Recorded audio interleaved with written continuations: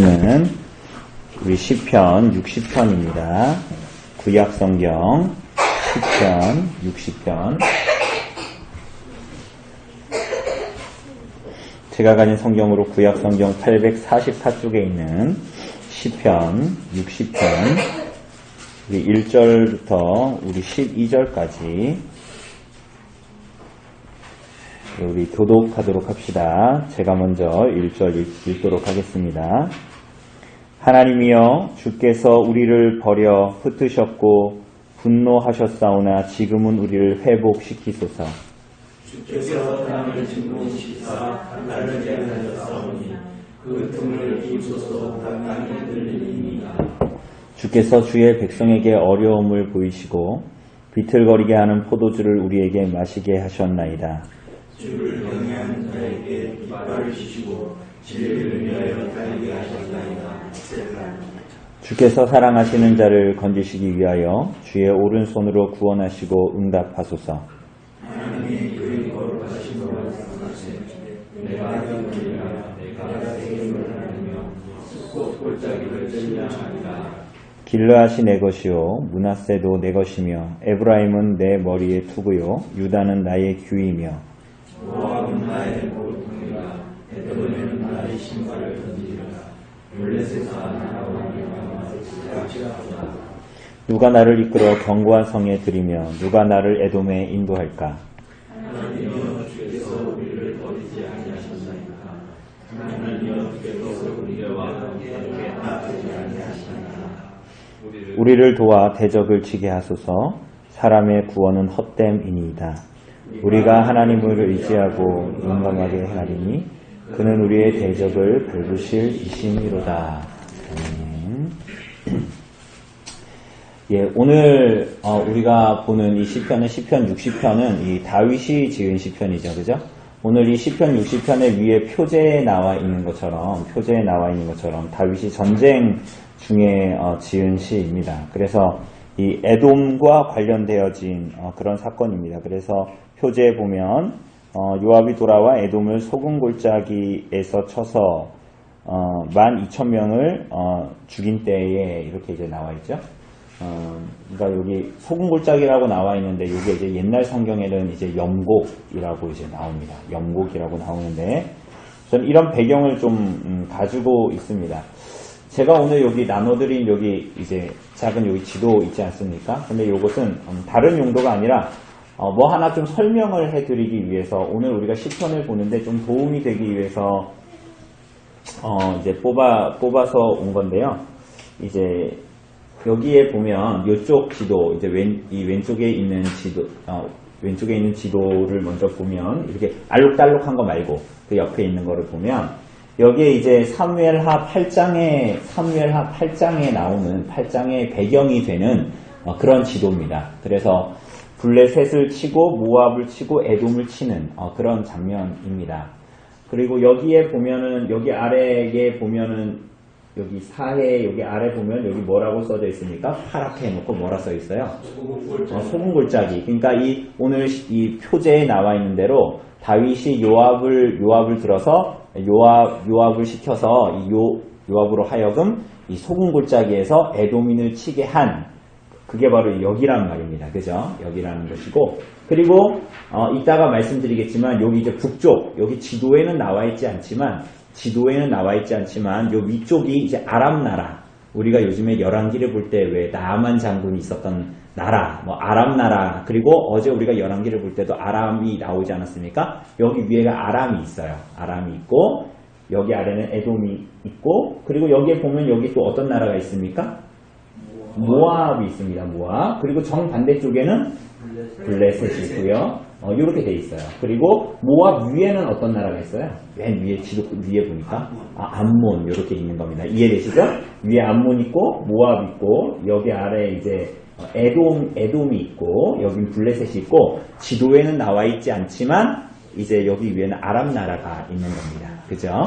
그리고 요것과 비교했을 때 똑같은 땅을 여기다 이제 딱 해놓은 겁니다. 그래서 요 땅에는 이 알록달록한 지도는 뭐 같아요? 하나님께서 12지파의 땅을 나누는 겁니다. 그죠? 그래서 여기에 보면은 잘 안 보이시겠지만 여기 보라색 있죠? 여기에 어느 땅이냐면 므낫세 지파에게 나눠준 땅입니다. 여기 글씨가 잘 안 보이죠? 므낫세라고 써져 있습니다, 사실은. 근데 므낫세, 여기 반대쪽에도 보면 근데 초록색에 뭐라고 써 있어요? 여기도 므낫세라 써 있죠? 그리고 가운데는 뭐가 있습니까? 요단강이 있죠? 그러니까 그래서 이 요단강을 기준으로 해서 이쪽은 무슨 편이에요? 요단 동편이 되는 거고 이쪽은 요단 서편이 되는 겁니다. 그죠? 근데 이 므낫세 지파가 두 지파가 이렇게 나눠져 있잖아요. 그래서 성경에 보면 뭐라 그래요? 므낫세 반지파라고 하는 거예요. 므낫세가 요단을 가운데 두고 요쪽 편 반으로 나눠져 있는 겁니다. 그죠? 요거 이따가 시편을 볼 때 요런 이제 이 지식들이 조금 이제 성경을 보는데 이해가 되라고 제가 이제 이렇게 말씀드리는 겁니다. 그래서 므낫세가 이쪽에 있어요. 그리고 여기 맨 아래 보면 요단 서편의 맨 아래 보면 여기에 무슨 지파가 있습니까? 유다 지파. 그죠? 보이십니까? 여기 좀 까매서 안 보이죠? 유다 지파가 여기 이제 약간 흑색으로 되어져 있어요. 여기 아래. 그리고 그 위에 보면 밝은 황토색으로 어떤 지파가 되어 있습니까? 에브라임 지파. 그래서 이 에브라임 지파는 나중에 이스라엘이 북왕국, 남왕국으로 나뉘잖아요. 그죠? 그래서 북이스라엘을 대표하는 지파는 에브라임 지파가 되고 남유다를 대표하는 지파는 당연히 유다 지파가 되는 거죠. 그리고 유다 지파에서 누가 나옵니까? 다윗 왕이 나오는 거죠. 다윗 왕가의 왕이 이제 나오는 겁니다. 그죠? 우리가 요거 유용한 지도니까 물 묻어도 안 지워지는 지도니까 요거 잘 갖고 있으세요. 그래서 성경을 볼 때 참조하시고 요런 이제 성경의 역사에 대한 약간의 지식이 있으면 오늘 좀 본문을 보는데 이제 도움이 되기 때문에 제가 이제 말씀을 드리는 겁니다. 다시 이제 본문으로 이제 돌아와 보면 이제 여기에 보면은 오늘 표제에 보면은 결국은 에돔을 소금 골짜기에 쳐서 에돔 사람 12,000명을 쳐 죽였다 그러잖아요. 그죠? 근데 이제 요게 무슨 사건이냐 하면 사무엘하 8장에 나오는 사건입니다. 사무엘하 8장에 보면 이렇게 나옵니다. 다윗이 소금 골짜기에서 에돔 사람 18,000명을 쳐 죽이고 돌아와서 명성을 떨치니라 이렇게 이제 나옵니다. 그런데 이 사무엘서의 본문에 보면 사실은 에돔이라고 나왔지만 원문에 보면 이게 아람이라고 써져 있습니다. 아람. 그러니까 이 본문은 어떤 배경을 가지고 있냐면 이런 겁니다. 이제 사무엘하 8장에서 다윗이 주변에 있는 왕국들과 막 열방들과 전쟁을 하게 되는데 북쪽에 있는 이 아람 나라와 시리아와 전쟁을 하고 있었던 거예요. 전쟁을 하고 있는데 여기 아래에 어떤 나라가 있다고요? 에돔 나라가 있는 거예요. 그러니까 북쪽에서 전쟁을 하고 있으니까 어떻게 한 겁니까? 이 에돔이 아래서 이스라엘을 공격한 때 그게 바로 이 시편의 배경입니다. 그죠? 그래서 그러니까 어떻게 하겠어요? 다윗은 당황스러웠겠죠.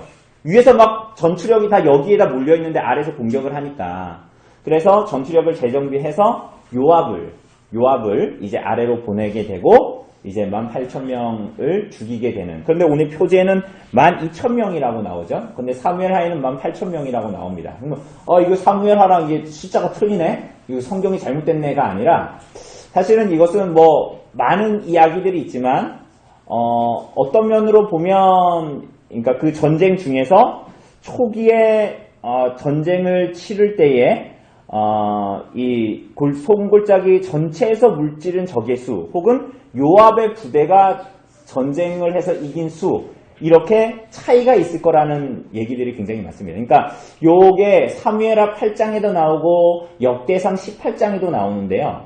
역대상 18장에는 이 전쟁을 누가 치렀냐? 아비새가 치렀다고 얘기합니다. 그런데 오늘 본문은 누가 치렀다고 나와요? 요압이 치렀다고 나오죠. 그러니까 아마도 이 전쟁에 시리아와 아람 나라와 전쟁을 하고 있을 때 에돔이 쳐들어왔다는 얘기를 듣고 초기에 아비새를 빨리 보냈던 것 같아요. 그리고 나중에 요압이 들어가서 전쟁을 했다. 그래서 사람들은 대부분 이 12,000명, 18,000명이라는 게 18,000명은 이 전쟁 전체에서 에돔 사람을 죽인 숫자이고 아마도 12,000명이라고 얘기하는 것은 요압이 내려가서 요압의 부대가 쳐 죽인 수를 얘기할 것이다. 뭐 이렇게 이제 우리들은 생각을 합니다. 자, 그래서 이런 전쟁들이 이제 있었다라는 것을 얘기해요. 우리는 사실은 결론은 다 알고 있습니다. 누가 이겼습니까? 결론을 알고 있어요. 우리 누가 이겼어요? 당연히 다윗의 군대가 이스라엘 백성들이 이겼겠죠. 사무엘하 8장이라니까요. 그죠? 이겼겠죠. 그죠? 통일왕국을 이루고 열방들을 이렇게 이방인들을 제거하는 수순에 있는 거잖아요. 그죠? 그런데 이 시편 60편은 결국은 승리했지만 그 여정 속에서 그러니까 하나님께서 주신 땅에서는 다 승리를 해야 되는데 생각지 못한 패배가 일어난 거예요. 그죠? 그때 다윗이 하나님께 이 모든 사정들을 하나님께 아뢰고 기도하는 것이 시편 60편입니다. 그죠? 여러분과 제가 하나님의 백성으로서 이 땅을 살아가면서 언제나 어려움 없이 살지 않잖아요. 그죠? 근데 하나님 안에서 평안하게 그렇게 말씀대로 순종하면서 하나님과의 교제를 누리면서 살아가다가 때로는 우리들의 삶에 실제적인 어려움과 때로는 고통, 때로는 하나님의 말씀에 순종했음에도 불구하고 하나님 말씀에 순종한 것 때문에 때로는 당하는 고통, 많은 어려움과 그런 시간들을 때로는 보내게 되는 거잖아요. 근데 그럴 때 하나님께 기도하고 도움을 요청하는 것.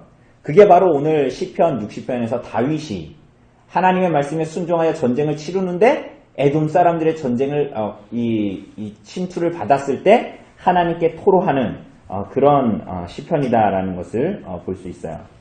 그런데 이때 다윗이 어떻게 했냐? 그게 중요하죠. 그죠? 여러분, 우리가 성도로서 이 땅을 살아가다 어려움을 당할 때 어떻게 합니까? 우리가 어제 본 대로 눈에 보이고 손에 잡히는 것에 따라서 우리는 절망하거나 좌절하거나 그럴 때가 많죠. 당장 내 눈에 보이는 게 없고 내 손에 잡히는 게 없으니까. 그런데 다윗은 오늘 어떻게 하냐면 하나님의 약속을 붙듭니다. 그게 참 중요하죠. 그러니까 우리들이 이 땅에 살아가면서 때로는 어려움을 당할 때 우리들이 버티고 감내하고 믿음의 인내를 할 수 있는 이유가 뭡니까? 내게 돈이 많기 때문에, 내게 젊음이 있기 때문에, 내가 의지할 사람이 있기 때문이 아니죠. 그죠? 어떻게 그러면 인내할 수 있죠? 하나님의 말씀과 하나님의 약속을 볼 때 하나님께서 내 인생을 어디서 불렀고 어떻게 부르시고 있고 그 결론은 무엇으로 이미 나를 부르시고 있는 여정인가를 기억할 때 오늘 우리들의 삶의 어려움들을 믿음으로 인내할 수 있는 거죠. 만약에 여러분과 제가 우리들의 삶에서 여러 가지 어려움들이 있을 때 어떻게 될지 모르는 정말로 이게 어떻게 될지 모르는 상황이야. 그러면 얼마나 절망스럽고 뭐라도 붙들려고 하겠죠. 그죠? 그런데 우리들은 성도들이잖아요. 하나님께 부름받은 사람들이잖아요. 그럼 우리들이 믿음의 인내를 가지고 절망하지 않고 살아가는 방법은 하나밖에 없다라고 시편이 얘기합니다. 그게 뭐예요? 하나님의 약속과 말씀을 붙드는 거예요. 하나님이 나를 어디로 부르셨는가를 보는 겁니다. 하나님이 우리를 구원하시고 너네가 어떻게 하는 것에 따라서 내가 너를 구원할지 안 할지를 판가름할 때 이렇게 부르셨습니까? 아니죠. 하나님께서 우리들을 부르시고 그 손을 놓지 않고 구원의 마지막까지 우리를 인도하신다라고 하셨죠. 그죠? 그것은 여러분과 제가 한 약속이 아니라 하나님께서 우리를 향해서 하신 약속이기 때문에 흔들리지 않는 겁니다. 그래서 여러분의 삶에 여러 가지 고통과 고통스러운 상황과 예기치 못한 어려움들이 올 수도 있죠. 때로는 우리들의 몸이 어려울 수도 있고 우리들의 환경이 어려울 수도 있습니다. 그죠? 근데 그럴 때 우리들이 뭘 해야 하냐는 거예요. 그게 바로 오늘 다윗이 보여주는 시편의 말씀입니다. 그래서 그 하나님의 약속과 말씀을 붙들고 그 말씀이 내게 적용돼서 내가 기도의 자리로 나아가는. 자, 본문을 보면 다윗이 1절을 보면 이렇게 얘기해요. 하나님, 주님께서 우리를 버려 흩으셨고 분노하셨다 이렇게 얘기합니다. 이게 무슨 얘기냐면 전쟁을 했는데 승리를 해야 되는데 지금 어떤 일이 벌어집니까? 에돔이 우리를 공격하고 있잖아요. 그죠? 원래 그 땅은 원래 이스라엘 백성들이 가나안 땅을 하나님께서 우리에게 주신 거잖아요.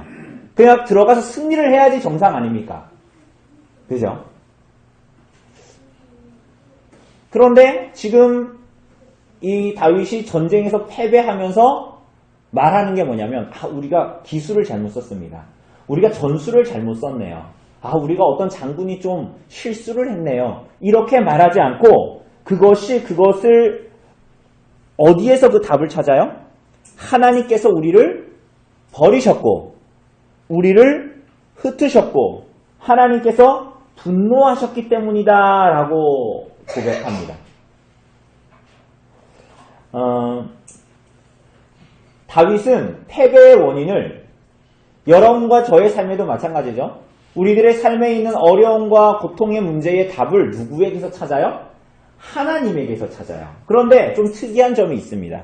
그게 뭐냐면 나에게 이런 일이 나타나게 했으니까 하나님을 원망하는 방식으로 하나님께 답을 찾지 않고 이런 일이 나에게 있음으로 말미암아서 내가 오늘 다윗의 말로 치면 전쟁의 패배를 통해서 자신들이 하나님 앞에 어떤 상태인지 믿음을 확인하고 하나님을 향한 자신들의 순종이 믿음을 가진 순종이 순전한 것이었는가를 돌아보는 거예요.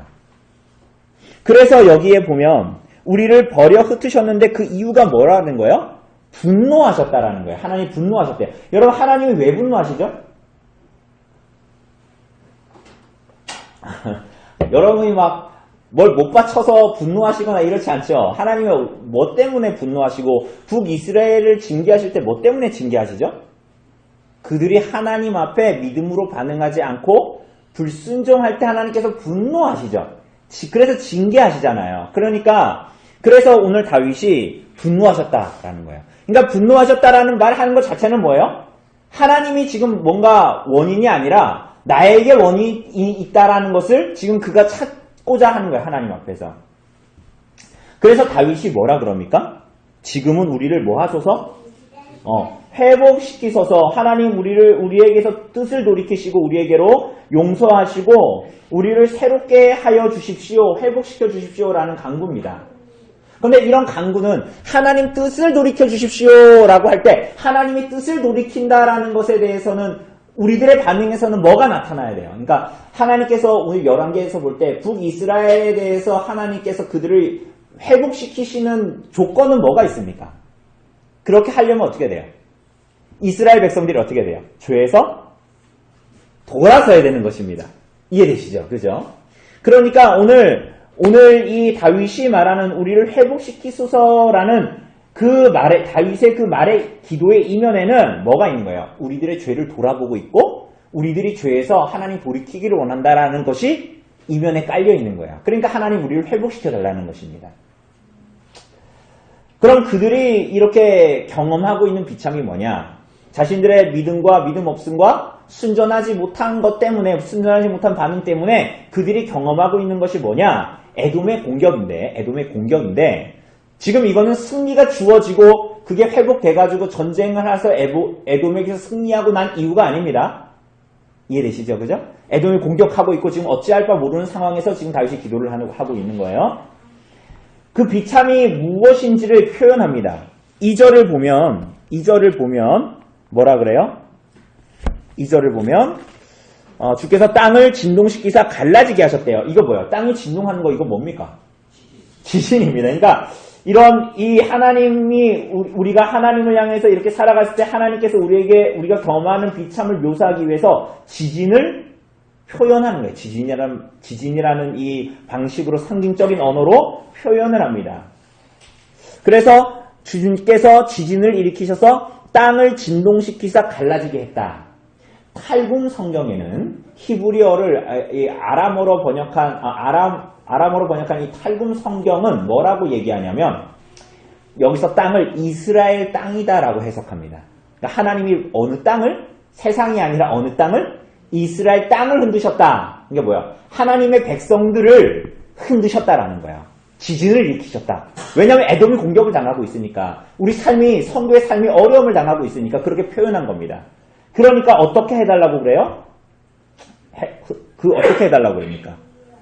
그 틈을 다 갈라졌대요. 지진이 일어나서. 그러니까 어떻게 해달래요? 그 틈을 기우소서. 기운다는 게 뭐예요? 틈을 메우고 다시 접합시키고 이런 거 얘기하는 거잖아요. 다시 기운다, 기운 옷을 입는다 이렇게 얘기하잖아요. 그 틈을 메워주소서. 그러니까 치료와 회복이 있게 해달라. 그런데 누가 그렇게 할 수 있대요? 하나님이 그렇게 해달라는 거예요. 하나님이. 하나님과 우리 사이에 그 관계를 회복시켜 달라는 거예요. 회복시켜 달라. 그러면서 다시 강구가 반복됩니다. 3절을 보면 이렇게 나와요. 주께서 주의 백성에게 어려움을 보이시고 비틀거리게 하는 포도주를 우리에게 마시게 하셨나이다. 이렇게 말하죠. 어렵지 않습니다. 이게 쉽게 얘기하면 주님께서 주의 백성들에게 어려움을 경험하게 하셨고, 우리들의 삶에 어려움을 경험하게 하셨고, 구원의 잔이 아니라 비틀비틀거리게 하는, 술 많이 마시면 사람이 직선으로 못 걷고 비틀비틀 하잖아요. 비틀비틀하게 하는 그 쓴 잔을 마시게 하셨습니다. 라고 얘기합니다. 왜요? 하나님께서 그들을 향해서 진노하셨기 때문에 그들에게 그 쓴 잔을 마시게 하셨다라는 겁니다. 그러면서 4절을 말하는데 4절이 좀 까다로워요. 그래서 4절을 우리가 읽으면 한국말로 읽어도 무슨 말인지 잘 안 와닿습니다. 4절 뭐라 그럽니까? 주를 경외하는 자에게 깃발을 주시고 진리를 위하여 달게 하셨나이다. 이게 무슨 얘기입니까? 그냥 읽어도 잘 이해가 안 가죠. 그죠? 이게 무슨 말이냐? 우선은 부정적인 의미가 아니라 긍정적인 의미입니다. 4절이. 그래서 4절에서 보면 주를 경외하는 자에게 라고 말하죠. 그리고 5절에는 뭐라 그래요? 주께서 사랑하시는 자를, 이렇게 4절과 5절이 이렇게 세트로 되어져 있어요. 그러니까 긍정적인 의미라는 거예요. 자, 하나님께서 우리가 죄를 지어서 하나님께서 우리들의 삶에 어려움을 당하게 하시고 쓴 잔을 먹도록 하셨다. 그래서 우리가 이렇게 비틀비틀거립니다. 라고 얘기했잖아요. 그러면서 4절에서 5절, 특별히 4절이 뭐라고 얘기하냐면 주를 경외하는 자에게 깃발을 주시고 진리를 위하여 달게 하셨다. 이렇게 말하죠. 여기서 깃발이라는 것이 뭐냐? 하나님께서 하나님의 일을 하라고 부르신 부름을 얘기할 때 깃발이라는 단어를 씁니다. 이것은 출애굽기 17장에 보면 하나님에 대해서 여호와 니시라는 말을 씁니다. 하나님에 대한 명칭으로. 혹시 여호와 니시라는 말이 무슨 뜻인 줄 아십니까? 여호와는 나의 깃발이다 이런 뜻이에요. 여호와 니시가. 그러니까 하나님은 이스라엘에게 뭘 주셨다? 여호와 니시, 하나님은 나의 깃발. 그러니까 하나님께서 우리들에게 뭘 주셨다? 깃발을 주셨다 이런 뜻이에요. 이스라엘 백성들에게. 그럼 이게 뭐냐? 하나님의 말씀 위에 기반을 둔 인생의 부르심, 구별된 세상과 다른 구별된 사명을 가지고 하나님으로부터 부르심을 받은 사람들이다 이런 얘기입니다. 그래서 그들이 어떤 혼란 가운데 어려운 가운데 인생을 살아가고 있더라도 하나님의 이 땅을 주마하는 약속 가운데에 있는데 에돔이 치는 공격을 받는다 해도 구원과 회복을 위해서 하나님께서 우리들을 부르셨고 특별한 사명을 위해 부르셨기 때문에 회복과 구원을 위해서 하나님께 부르짖으면 그들이 하나님께서 부르신 그 자리에서 하나님을 부르기 때문에 하나님의 영광과 그분에 속한 진리를 드러내는 자리로 우리를 부르셨다. 그래서 주께서 주를 경외하는 자에게 깃발을 주시고 이스라엘 백성들이 하나님께서 이스라엘 백성들을 부른 그 부름 가운데에 진리를 위해서 하나님의 부르심, 하나님의 영광과 하나님의 영광을 드러내는 그 부르심의 자리로 우리들을 부르셨다. 그 깃발을 달게 하셨다. 그래서 하나님을 찾도록 하셨다. 이런 거야. 좀 어렵죠. 그러니까 이 4절 자체가 그냥 읽어도 그래서 좀 어려워요. 어쨌거나 하나님께서 그냥 부르신 게 아니라 여호와는 나의 깃발, 너희를 부르신 부름이 있다. 그래서 그 어려운 가운데서도 깃발, 하나님께서 나를 부르셨다라는 깃발을 높이 들어라. 뭐 이런 얘기입니다. 그러니까 너희가 그런 자리로 부름을 받았다. 그러니까 이런 정체성을 가지고 있는 거야. 이스라엘 백성들이. 그리고 여러분과 저도 때로는 세상을 살아가면서 어려움과 고통의 자리에 있지만 이런 정체성으로 우리는 오늘 이 자리에 있는 겁니다. 오늘 다윗도 그런 자리에 있는 겁니다. 그런데 이들은 그런 정체성을 알고 있기 때문에 자신에 대한 정체성을 알고 있기 때문에 고통의 자리에서도 하나님께 무릎을 꿇고 기도의 자리로 나아갑니다. 왜요? 자기 정체성이 알고 있으니까 내가 어떤 사람인지 알고 있으니까. 그래서 5절에 보면 뭐라 그래요? 주께서 사랑하시는 자를 건지신다. 이게 뭡니까? 우리가 이런 고통 가운데 있지만 우리가 어떤 자들이다? 주께서 사랑하시는 자들, 하나님의 사랑을 받는 자들, 하나님의 낮아지심으로 언약 백성 된 자들이다 라는 것입니다. 그죠? 그러니까 우리는 때로는 이럴 때가 있잖아요. 내가 하나님의 백성으로 부름을 받았다라고 하면서 성도의 삶을 살아가는데 우리들의 삶의 어려움을 경험할 때 하나님이 우리를 버리신 것이냐? 그것이 아니다라는 거예요. 하나님 우리를 버리신 게 아니다라는 거예요. 그래서 오늘 다윗도 고통 가운데 있지만 자신이 하나님의 사랑을 받는 자다라는 것을 다시 한번 기억하고 하나님께 기도의 자리로 나아갑니다. 그러니까 이런 얘기를 하면 우리는 참 염치 없다라고 생각을 하지 않습니까? 염치 없다. 그러니까 너희가 어떻게 하나님이 그렇게 구원의 은혜를 베풀어 주셨는데 너희가 그렇게 못 살아가지고 하나님의 징계를 받으면서 어떻게 니네가 여전히 나는 그래도 하나님 백성입니다. 하나님 도와주십시오. 이렇게 말할 수 있냐? 염치가 없지. 야, 너 참 얼굴도 두껍다. 이렇게 얘기할 수 있지만 그게 아니라 사실은 우리들이 하나님께서 우리에게 주신 부름 자체가 은혜로 부른 부름이기 때문에 그렇게 부름을 받은 모든 성도들은 우리가 이전에도 얘기했듯이 거지손이죠. 거지손. 그죠? 하나님께 모든 것을 구하여 받는 구원도 받고 그 은혜도 하나님께 아무런 조건과 자격 없이 주님께 구해서 받는 거지손과 같은 믿음을 가진 자들이 성도들 아닙니까? 그죠? 그래서 하나님께 나아갈 수가 있는 거야. 그렇게 구원받은 사람들은 하나님이 어떤 분인지 알기 때문에 또 어떤 자리라도 그렇게 하나님 앞에 나아갈 수 있는 겁니다. 그래서 시편 30편 5절에서 우리가 본 것처럼 시편 30편 5절을 보면 그의 노염은 잠깐이며 그의 은총은 평생이로다. 저녁에는 울음이 깃들지라도 아침에는 기쁨이 오리로다. 라는 고백을 하는 자들이에요. 이게 뭐래요? 하나님의 노염은 어떻대요? 영원하지 않고 잠깐이래요. 그리고 하나님의 은총은 뭐래요? 평생이래요. 그래서 우리들이 저녁에는 울음이 깃들어요. 고통의 시간에는 울음이 깃들어. 아무것도 안 보이는 것 같고 어두워. 그죠? 그러나 반드시 그것은 잠깐이고 하나님이 우리들을 성도로 부르시고 우리들에게 은혜를 주시고 구원을 주시는 분이시기 때문에 어떻게 하신다는 거예요? 아침에는 기쁨이 찾아온다. 이렇게 이제 시편 기자는 표현하는 것이. 그게 성도들의 인생이라는 거예요. 이렇게 어려움에 처한 성도들은 절망하지 않고 하나님을 기억하고 주님의 말씀을 기억합니다. 그래서 6절을 보면 하나님이 그의 거룩하심으로 말씀하시되 이게 무슨 얘기예요? 그러니까 여러분과 제가 인생의 어려움에 처할 때 뭐를 하는 거예요? 오늘 다윗은 뭘 하고 있어요? 하나님이 뭐라고 말씀하셨지? 하나님이 나에 대해서 성경에서 뭐라고 말씀하셨지? 나를 뭐라고 하면서 나를 부르셨지? 그 하나님은 어떤 분이지? 그걸로 가는 거예요, 다시. 옛적에 하신 말씀을 기억해내는 거예요. 언약의 말씀을 기억하는 겁니다. 그 언약하신 하나님을 기억하는 자리로 나아가는 겁니다. 그래서 그의 거룩하심으로 말씀하시되 라고 말합니다. 그러면서 뭐라 그래요? 하나님의 약속이 뭡니까? 말씀하시되 내가 뛰놀리라 내가 세겜을 나누며 숫꽃 골짜기를 측량하리라. 내가 뛰놀리라 라는 말은 이게 무슨 얘기냐면 내가 기뻐하면 여기서 내가는 누구예요?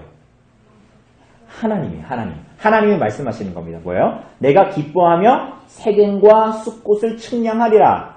자, 우리가 이 지도 봤죠? 세겜은 어디 있습니까? 세겜은 요단 서편에 있고 이 숫꽃은 동편에 있습니다. 이 지도에는 안 나오고요. 이 색깔 있는 지도에는 나올 겁니다. 요단 가운데에 있는. 이게 무슨 얘기냐면 이스라엘 백성들이 가나안 땅을 점령하게 되는 것은 누구의 몫이다? 누구의 약속이다? 하나님의 약속이라는 거야. 그러니까 이 세겜과 숫꽃이라는 땅은 이 가나안 전체를 상징적으로 말해주는 지명입니다. 그러니까 이 모든 땅을 나누며 측량하신 분은 누구다? 우리가 아니라 하나님이에요. 그죠? 그 땅에 들어가서 전쟁을 하게 하신 것도 분도 누구예요? 하나님이에요.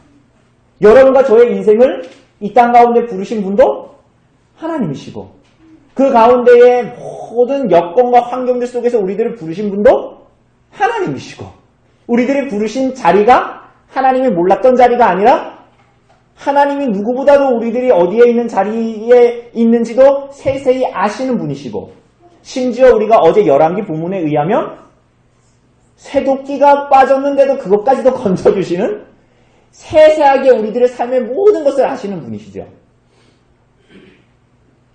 여러분의 인생의 큰 일만, 교회의 큰 일만 하나님이 유심히 보시는 게 아니라 여러분의 삶의 세세한 부분들까지도 간섭하시는 분이 누구라는 거야? 하나님이세요. 그러니까 오늘 이 다윗이 지금 하고 있는 이 전쟁은 되게 큰 일이라서 하나님께 요청하는 것이 아니라 이 모든 일들이 하나님께서 나에게 약속하신 부르심의 자리잖아요.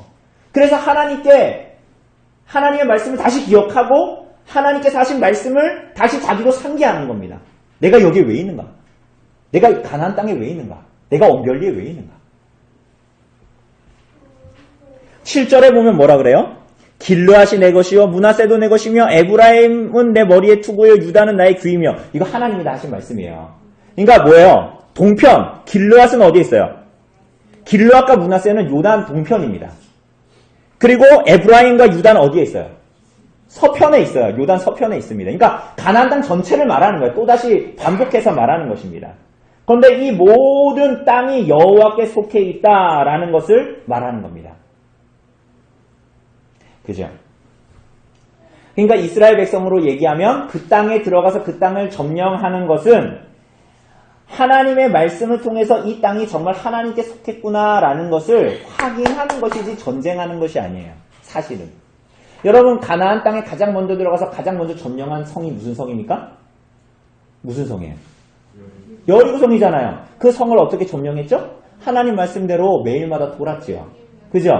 그 전쟁은 뭘 얘기하는 거예요? 가나안 땅에서의 전쟁은 누구에게 속한 거다? 하나님께 속한 것이고 그 땅은 하나님께 속한 거예요. 그게 여러분과 저의 인생, 이 땅의 교회의 삶을 살고 여러분이 성도의 삶을 살아가는 구석구석이 다 마찬가지라는 거예요. 내가 뭔가를 성취하는 것이 아니라 하나님께서 우리에게 은혜로 부르신 부름의 자리에 하나님 앞에 신실하게 응답함으로 말미암아 받는 것이지. 그래서 그 가운데서 하나님을 알고 내가 누군지를 아는 것이지 무언가를 성취해내는 삶이 아니다라는 거예요. 그러니까 절망하지 말고 절절매지도 말고 두려워하지도 말고 하나님의 약속의 자리에 내가 있는 줄을 알고 하나님을 바라보라는 거예요. 지금 다윗은 반복해서 그 얘기를 합니다. 심지어는 뭐라 그래요? 여러분 8절을 보세요. 모압은 나의 목욕통이라 에돔에는 나의 신발을 던지리라 블레셋아 나로 말미암아 외치라 하셨도다 이렇게 말하죠. 여러분 모압, 에돔, 블레셋 다 어떤 땅들입니까? 이스라엘 백성들이 아니라 그 가나안 땅 주변에서 누구를 괴롭혔어요? 이스라엘을 괴롭혔죠. 그런데 지금 모압은 뭐라 그래요? 네? 뭐다? 목욕통이에요. 목욕통이 뭐예요? 종이라니. 모압은 나의 일을 이루기 위한 뭐다? 여러분 목욕통에서 목욕시키는 거는 옛날 영화나 이런 거 보면 누가 합니까? 주인이 합니까? 종이 합니까? 종이 하죠. 너희는 나의 뜻을 이루는 종일 뿐이다. 또 뭐라 그래요? 에돔에는 나의 신발을 던지리라. 여기 신발 던지는 게 뭐냐면 나의 소유권을 주장하는 거예요. 룻기 같은 데 보면 신발을 이렇게 신발을 그 땅에 던지고 막 이러는데 그 사람에게 던지고 그게 뭐냐면 소유권을 이전하는 거거든요. 그러니까 에돔도 이 교만한 에돔도 지네 잘난 맛에 살지만 니네도 누구 거다? 나에게 속한 자고 나의 종일 뿐이다. 또 뭐라 그래요? 블레셋아 나로 말미암아 외치라. 외치라는 것은 막 소리를 지르는 게 아니라 막 두려워 떠는 거예요. 그러니까 그렇게 이스라엘을 괴롭히는 모압, 에돔, 블레셋 여러분과 저의 삶에 어려움과 고통을 주는 많은 문제들 그게 다 뭐라는 거예요? 여러분의 대적이 아니라 하나님의 뜻을 이루는 도구일 뿐이라는 거예요. 그러니까 에돔은 너희가 두려워할 대상이 아니야. 모압은 너희가 두려워할 대상이 아니야. 그거 하나님의 손에 있는 것이고 그 권능의 왕국들, 이 세상의 왕국들은 그런 어려움들은 은혜의 왕국, 교회와 성도를 하나님 알게 하고 하나님 백성답게 성화시키기 위한 도구일 뿐이야. 이렇게 하나님께서 말씀하시는 거예요. 그래서 가나안 땅에 들어가서 두려워하지 말고 너희가 이 땅에서 성도의 삶을 살 때 두려워하지 말라라는 거예요. 너희를 고통스럽게 하고 어렵게 하는 모든 삶의 문제들을 어려워하지 마. 그게 너희를 부른 부르심이야. 너희가 뭘 성취하는 게 아니야. 하나님께서 너희를 어디로 두셨는지를 보고 그 안에서 하나님께 구하고 요청함으로 받아서 살아가는 것이지. 이렇게 말하는 거예요. 두려워하지 말라는 거예요.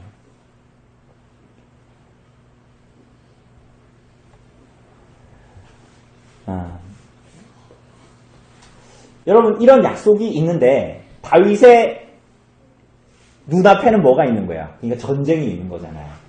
그러니까 하나님의 약속이 있다고 해서 여러분의 삶에 어려움과 고통이 없습니까? 아니죠. 어제도 봤잖아요. 선지생도고 엘리사라는 정말 걸출한 선지자의 제자인데도 뭐예요? 인생의 어려움이 찾아오죠. 뭐예요? 나무 도끼질하다가 도끼가 요단강에 빠지게 되잖아요. 패가 망신하게 되는 위기에 처해지잖아요. 인생의 고통과 어려움이 있죠. 그런데 그럴 때마다 어떻게 하라는 거예요? 네 인생은 그냥 어쩌다 우연히 생긴 인생이 아니라 하나님의 말씀과 약속 안에 있는 인생이기 때문에 어려움과 고통의 현실 속에서 내가 너를 놓지 않아. 이렇게 말하는 거예요.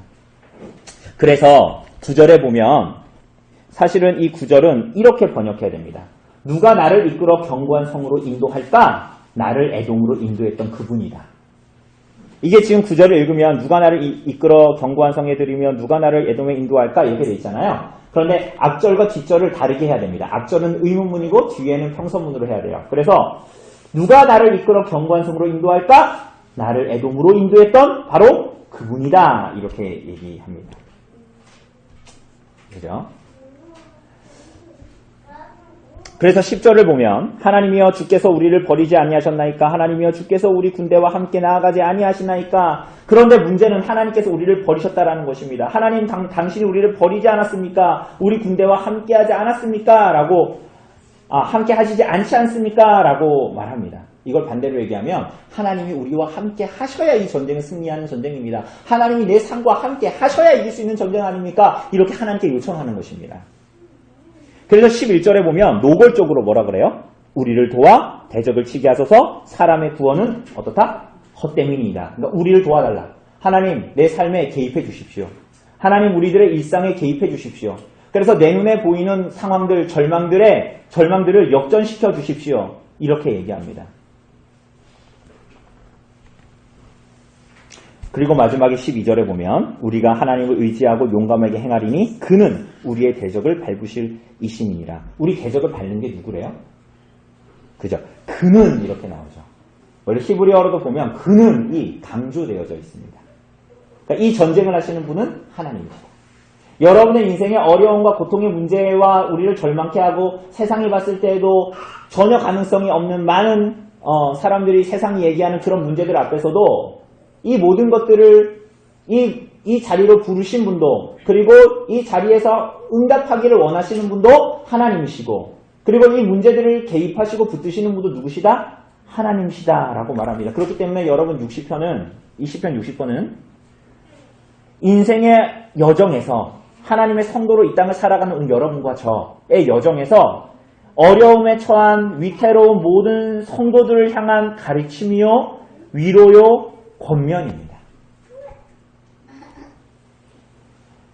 세상에 속한 모든 것이 하나님의 손 안에 있다. 그리고 그 안에서 내가 너희들을 구별하여냈다. 그러므로 너희는 두려워하지 말고 내 안에 거하라 라고 말씀하십니다. 요한복음 15장 5절에서 예수님께서 이렇게 말씀하셨죠. 나는 포도나무요 너희는 가지라. 그가 내 안에 내가 그 안에 거하면 사람이 열매를 많이 맺나니 나를 떠나서는 너희가 아무것도 할 수 없습니다. 그러므로 하나님의 포도나무에 속한 모든 하나님의 백성들은 고통의 시간과 좌절의 순간에 하나님의 말씀 앞에 서서 그 말씀을 듣습니다. 왜요? 그 자리에서 우리가 뭘 할 수 있기 때문에요? 하나님이 누구시고 하나님 앞에 내가 어떤 자였고 어떻게 부름을 받았고 그리고 지금 이 자리에서 하나님과 하나님 앞에 나는 누구인가를 목도해서 믿음의 인내를 가지고 이 땅을 살아가게 되는 것입니다. 오늘 사랑하는 여러분, 우리가 좀 이것을 기억했으면 좋겠습니다. 때론 우리들의 삶에 속한 자리에서 만나는 어려움들, 우리가 첫 번째로는 그것들이 하나님의 징계의 손이 아닌지를 자신을 돌아보아야 하겠죠. 그죠? 그리고 회복을 위해서, 그리고 그 자신이 당한 고통의 문제, 그 이면에 있는 하나님과 나와의 관계를 오늘 다윗처럼 생각해야 하는 것입니다. 그죠? 그리고 그래서 나는 안 되겠다. 나는 하나님께 이렇게 했으니까 내가 이런 일을 당하지. 에이, 하지 말아야 되겠다가 아니라 하나님 앞에 회복을 위하여 간구드리고 하나님의 약속을 기억하고 하나님께서 이런 삶에, 내 삶에 더 깊이 개입하시기를 구해야 합니다. 구해야 합니다. 하나님께서 그렇게 하기를 원하시는 것입니다. 여러분, 이게 무슨 유익이 있을까요? 이렇게 하는 게 무슨 유익이 있을까요? 우리들의 인생 여정에서 끊임없이 나 자신에게만 함몰되어지고 몰두되어지는 우리들의 모든 지각들을 하나님께로 쏟게 됩니다.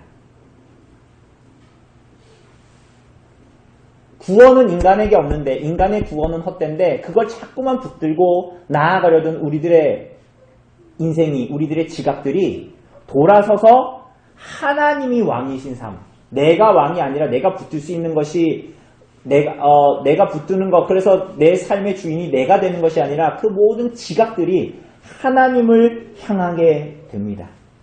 그죠? 그래서 하나님이 나의 왕이시고, 그래서 그 고난의 의미들을 깨닫게 되고, 그래서 하나님이 나를 버리시는 게 아니고 나를 괴롭히시는 게 아니다라는 것을 알게 되는 거예요. 여러분, 여기에 성도의 삶의 고난의 의미가 있습니다. 그래서 우리는 고난마저도, 에돔이 쳐들어오는 이 문제들 앞에서도 하나님을 만나게 돼서 어떻게 되는 거예요? 정말 하나님 안에, 때로는 에돔이 쳐들어오는 문제가 해결되지 않아도 그 안에, 하나님 안에 뭐가 있어요? 참된 쉼이 있고 안식이 있고 위로가 있다라는 것을 경험하게 됩니다. 그래서 모압은 하나님의 목욕통일 뿐이에요. 모압도 에돔도 블레셋도 권능의 왕국들은 다 은혜의 왕국을 섬기기 위한, 성도들을 섬기기 위한, 하나님의 뜻을 섬기기 위한 도구들일 뿐입니다. 그러니까 우리는 그 안에서 두려워하지 않고 어떻게 할 수 있어요? 평안할 수 있는 거예요. 안식할 수 있는 것입니다. 그렇게 우리들의 삶의 모든 것이 그분께만 있는 줄 알고 순종하는 단순하고 순전한 삶, 그분을 의지하고 순종하는 삶, 그게 성도의 삶입니다. 우리가 좀 그것을 기억하고 오늘 하나님께 좀 나아갔으면 좋겠습니다.